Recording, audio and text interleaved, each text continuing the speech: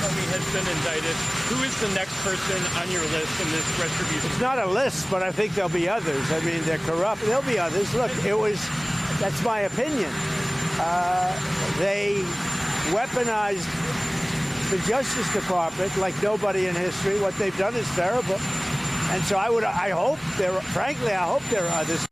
Well, he actually, he's far too modest, Jonathan Lemire. He actually ordered Pam Bondi, his attorney general, to arrest a series of people. Yeah, he said they're guilty as hell. A direct message to Pam Bondi that he inadvertently posted. He's hurry up, they're guilty as hell. He named 3 people. James Comey, who has been indicted. Letitia James, who's been indicted. Senator Adam Schiff would stand to be next.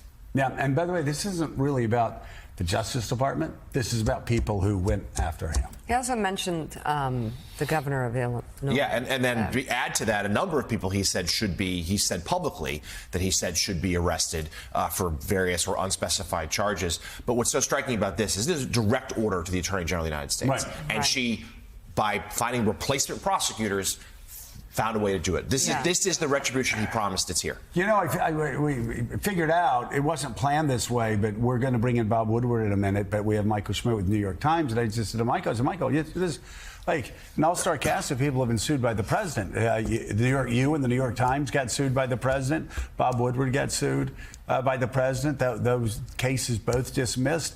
And I'm just thinking, as we talk about the president ordering his AG to arrest people, I'm wondering whether the judges that are going to be handling those cases won't handle those cases much like the judge that handled the New York Times case, which actually did something really remarkable, as we were talking about, dismissed the case without even a motion to dismiss because it was such a spurious claim. Yeah, in our case, he sued the Times for $15 billion, myself and 3 of my colleagues, over different stories that we had wrote, my story being the interview I had done with John Kelly before the election, in which Kelly provided a series of warnings about what Trump would do if he came back into power. Right. And the remarkable thing is that we had, prepared to fight it, and the judge just got rid of it. Now, Trump does have 28 days to go back and refile it, and it's a never-ending, attempt by Trump to come after us. But it's just an example of this audacious use of the law to try and go after those people he doesn't like, to try and chill reporting, to try to scare us, to try and make us spend time and money to deal with that. And it's just going to be part of what we do over the next several years. It's a sort of I don't want to call it an occupational hazard because I think that diminishes it. But I think it's something that is going to be front and center that we're going to have to confront time and time again. Let's now bring in Bob Woodward, of course, a legendary reporter from the Washington Post, who's here to talk about his paperback version of the 2024 book, War, also about news of the day. I mean, Bob, there's so much here that we're juggling this morning. You're in a unique vantage point. I remember seeing you at Trump Tower during the transition period in 2016 before the first term. You've spent a good bit of time with the president. You've recorded the president.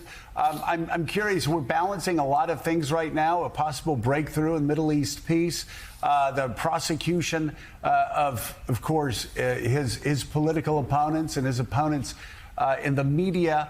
Balance it all for us. Talk about how your book weaves into the Donald Trump that we're seeing right now. Well, I think the theme really is if you have power, use it, and also abuse it. And literally, I mean, it really is a breakthrough, a corrupt breakthrough, to have the President of the United States ordering up criminal charges against people who are opponents, and that's exactly what's happened. You changed journalism with your Watergate reporting. Compare what's going on now. I know you've been asked this question a good bit, but the facts have changed on the ground over the past 2 weeks. Compare what happened during Watergate, during Nixon's abuses, with the President of the United States telling the Attorney General, I want you to arrest these 3 people. They're guilty as hell. Well, it's worse now, and of course, after 2 years of Watergate, Nixon resigned. We are now at a deadlock period, and it's even worse than that. I mean, I think we have really reached the point where Trump has destabilized the government so it can't function normally, and in this period of destabilization, everyone is going to, as I say, use the power they have and also stick to their talking points. If they can stick to their talking points, they satisfy the base. Yeah, your colleague, Maggie Haberman, at one point was asked, why does Trump do the things Trump does? And her answer, very simple, but goes to what Bob had said there. She said, because he can. He will do what he can do. It's that simple. If the Republican Party's not checking him in the House, he will do what he can do. He will do what he can do if the Senate Republicans aren't doing their job. If the Supreme Court is sitting back like they're doing right now and allowing him to clear everything in emergency, he will do what he can do. He will push the boundaries. He will abuse the boundaries if the Supreme Court actually won't do their job. Yes, but the thing that I find most interesting is that in the first term, he wasn't able to do that, because there were those containers there. There were those people who were trying to stop him from hurting himself, from attacking the rule of law, and from pushing the country further into chaos. So what changed? They're not there anymore. Why? Because he didn't want them there. Right. They didn't want the John Kellys coming back. And why didn't he want, I'm getting to a point here, and why didn't he want them there? Because they were successful in stopping him. And he also, the way he looks at it, and he hasn't told me this, but he lost the election.